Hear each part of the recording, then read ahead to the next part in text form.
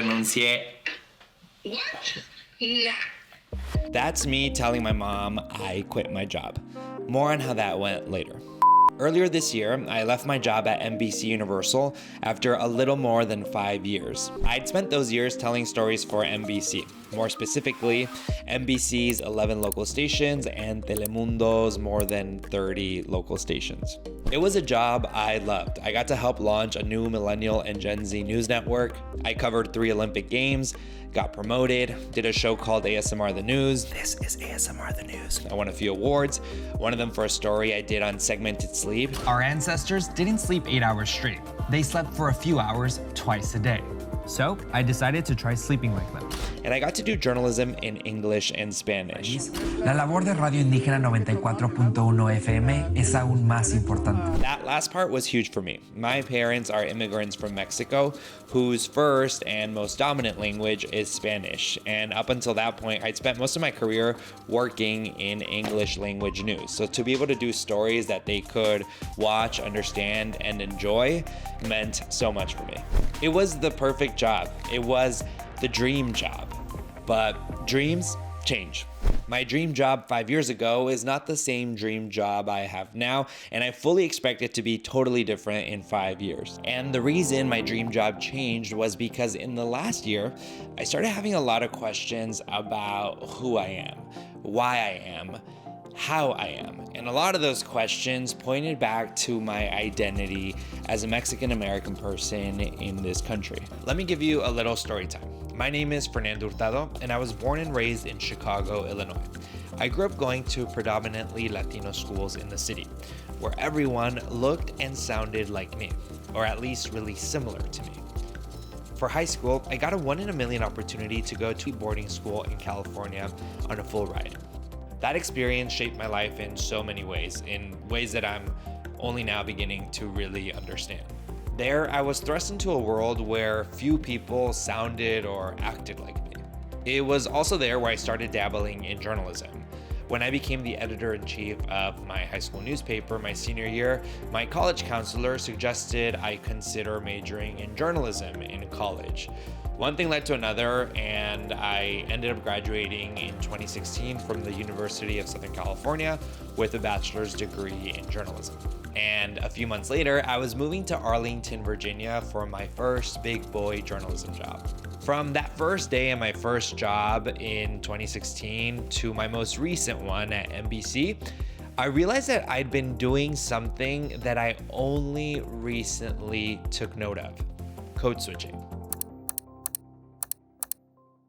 Linguists define code switching as alternating between 2 languages or varieties of a language. At my most recent job at NBC, it looked like this. When doing stories for NBC, I'd often try to make my scripts sound more American. I do extensive research to make any cultural references in my stories more American.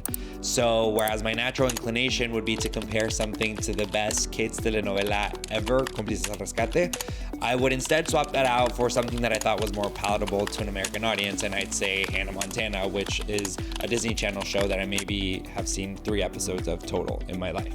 Then when I turn around and do stories for Telemundo, I do the opposite version of that. I go to great lengths to sound more Mexican. I do deep research to swap my very Mexican-American references and speech for more refined Spanish and different Latin American references to make it more palatable to the millions of Hispanic people in the United States. I also found myself doing stories that I thought both of those very distinct audiences would care about. And it wasn't necessarily a bad thing. Every news outlet has its audience, and I did really enjoy the challenge of adapting myself to fit that audience's needs. But in doing that the last 8 years of my career, I realized that I was totally ignoring the audience that's made up of people like me, US Latinos. Latinos who may feel like they're ni de aquí ni de allá, neither from here nor from there, or as I like to think of it, de aquí y de allá, from here and from there. Which is why I'm so excited to say that the reason I left my job is to launch in the Hyphen, my own independent outlet dedicated to covering the fast evolving US Latino culture. Latinos make up almost 20% of the country, and they're expected to represent over 1 in 4 Americans by 2060. On top of that, Latinos in the US shape a large part of internet culture, yet they're one of the least studied, researched, and written about.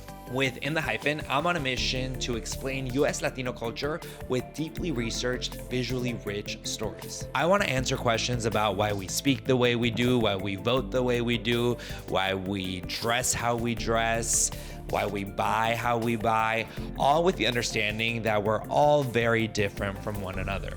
So why is this outlet called In the Hyphen? It's a reference to a 1915 speech by President Theodore Roosevelt. In the speech, he asserted that there is no room for hyphenated Americanism.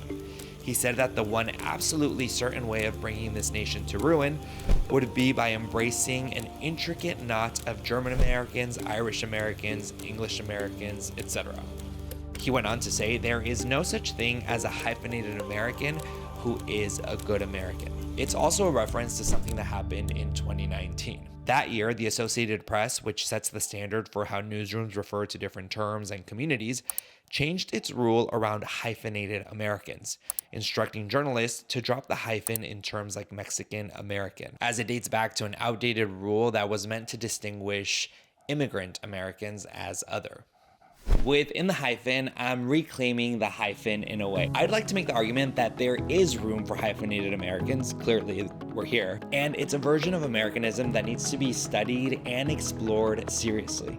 In the Hyphen, we'll aim to do that for hyphenated Latino Americans. To do that, I felt that I needed to quit my job at NBC, and here's why. You see, I think I actually could have done In the Hyphen at NBC. I had really supportive leaders and executives behind me who believed in a lot of my ideas. But if I did that, I wouldn't own the idea and the content. And owning In the Hyphen was really important to me because of its mission and what it represents. For those who don't know, when you're a journalist at a media company, the company owns the content you produce in most cases, which makes a lot of sense. They're a company and they need to make money. And here's another very important factor. You see, in the last year, I got bit by the entrepreneurship bug.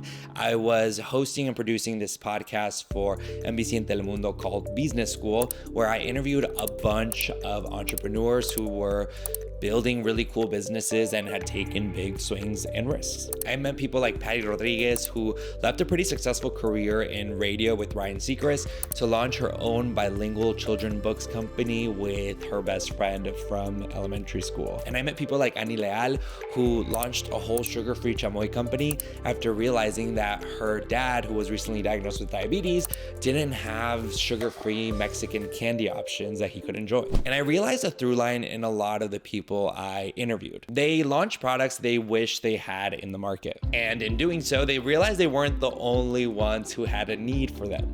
Those conversations made me realize that what I really wanted was a YouTube channel with deeply researched, visually rich stories about US Latinos. And it made me realize that what I really wanted to be was a YouTuber. But I was too embarrassed to admit it. Did I really go to a 4-year college, a really expensive one at that, to be a YouTuber? And then in April of last year, I got a message that convinced me to go for it. I was on the treadmill at the gym when I got a text message from my cousin Ish. It was a link to a video from independent video journalist Johnny Harris, and the words, "This guy makes cool videos. He'll talk about a lot of shit. I can see you doing your own thing on YouTube. That would be awesome." That second to last sentence, "I could see you doing your own thing on YouTube," made me pause. Like really, really pause. And here's why. It made me pause because it was something I'd secretly been wanting to do for a long time, but I was too embarrassed to admit it or say it out loud. For years, I'd had these quiet dreams of being a journalist on YouTube, mostly because that's what I watched, journalism on YouTube. Journalists I deeply admire like Cleo Abram, Johnny Harris, Phil Edwards. Journalists that I fully respect, but for some reason I was too embarrassed to admit that I wanted to do what they were doing. And I think that was in part because I didn't think I had what it took to do what they were doing. But that text message from my cousin flipped a switch for me. It made me think, well, what if I do? It made me really think about the answer to that question. Why can't I be an independent video journalist? I've produced hundreds of deeply researched videos. I've won awards. I know how to shoot, edit. I even teach a class on visual journalism at a university. I clearly have the skills, so why don't I think I can be an independent video journalist? The only answer that kept coming back, if I'm being honest, was that I was scared of what others would say. I was scared about what other people would think about this venture. And as cheesy as it sounds, that text from my cousin showed me that while yes, there will be people who think this is silly or even stupid, there will be at least one person who thinks that this is awesome. That person being my cousin. And actually, there will be at least two people, because I will be the other person that thinks this is awesome. So I quit. I'm now filming this video in January, and I hadn't told my parents that I quit until yesterday. So here's how that went. This is my mom on FaceTime. Renuncié. What? Nah. ¿Y eso? ¿Por qué? El viernes fue mi último día. ¿Renunciaste o te renunciaron? Renuncié. ¿Por qué? Me voy a lanzar de YouTuber. Really? No. Yeah. Are you kidding? No, I swear. I swear. Es en serio. Es de verdad. Wow. ¿Y ya tienes algo seguro? No. No, move on if you don't have nothing for sure. It's okay. No, I don't have anything. Voy a hacer periodismo todavía, pero en YouTube. Independiente, pues.